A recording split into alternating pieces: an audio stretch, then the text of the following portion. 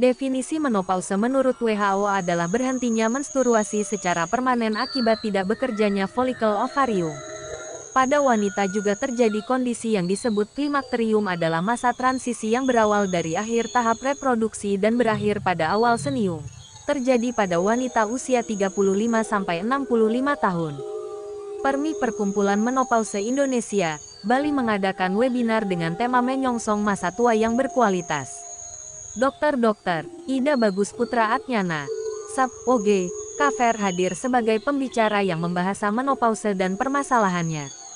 Prevalensi menopause saat ini di dunia mencapai sekitar 50 juta jiwa. Sementara menopause yang terjadi secara alami pada wanita rata-rata di usia 49-52 tahun. Sedangkan untuk prevalensi keluhan menopause pada wanita Asia sekitar 22-63%. Berdasarkan data BPS September tahun 2020, tingkat harapan hidup pada wanita mencapai 73,46 tahun. Konsekuensi yang muncul adalah masalah kesehatan pada usia menopause. Beberapa masalah kesehatan itu bisa berupa defisit hormonal, psikososial dan penyakit pada lansia. Defisit hormonal terjadi karena penurunan fungsi ovarium. Estrogen menurun. Muncul gejala menopause. Jika terjadi kekurangan estrogen maka akan muncul keluhan-keluhan. Dan biasanya keluhan ini akan terjadi di tempat di mana estrogen punya reseptor seperti di otak, hati, payudara, kardiovaskuler, uterus dan tulang. Memasuki usia awal 35-45 tahun biasanya terjadi gangguan haid, hipermenorea, hipomenorea dan pendarahan uterus disfungsional. Menginjak usia 46-55 tahun yang disebut juga dengan perimenopause, biasanya terdapat keluhan vasomotor, konstitusional, psikiatrik neurotik, vaginal, dan perubahan genital. Sementara di usia 56-65 tahun keluhan terjadi pada gangguan pada otak, jantung, osteoporosis. Sejak usia 45 tahun biasanya pada wanita hot flush atau semburan hawa panas itu mendominasi. Terdapat juga gangguan metabolisme lemak di mana LDL meningkat dan HDL menurun. Wanita yang mengalami menopause juga akan mengalami gangguan urogenital, keinginan untuk selalu buang air kecil. Makanya wanita selalu bingung mencari kamar mandi kalau bepergian, ujar Dr. Putra. Wanita yang mengalami menopause juga akan mengalami nyeri senggama, vagina kering dan nyeri berkemih, kulit kering dan menipis, rambut mulai menipis dan kalsium menurun, 35-45%. Gangguan psikologis seperti gelisah, mudah tersinggung, depresi, susah tidur 50%, libido menurun 30%, kehilangan rasa feminin. Usia menopause alami pada wanita ada di usia 49-51 tahun, di mana terkadang haid bisa berhenti sama sekali.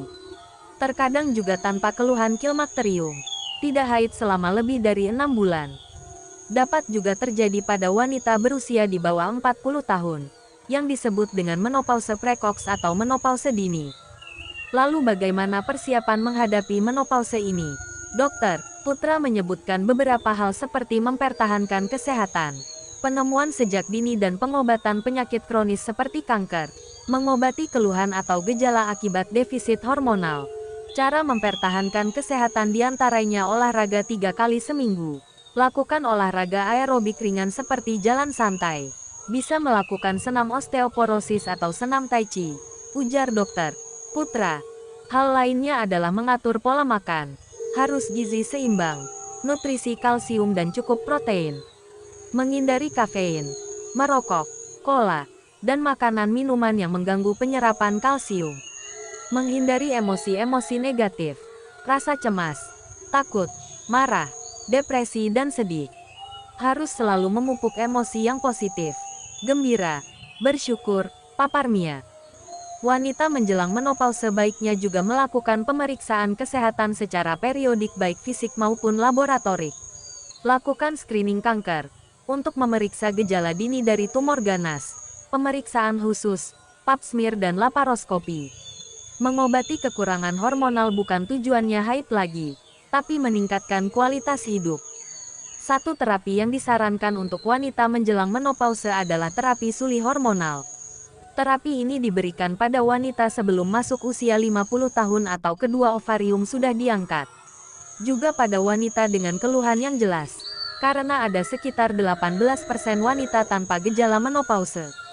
Lamanya terapi hormonal ini masih menjadi perdebatan, namun rata-rata 5-10 tahun. Penghentian terapi bisa dilakukan setelah keluhan hilang atau terserah pada pasien. Namun terapi sulih hormonal ini tidak boleh diberikan. Kanker endometrium, payudara, gangguan fungsi hati berat, pendarahan pervagina yang tidak jelas sebabnya, tromboemboli, endometriosis, penyakit arteri koronaria, angina.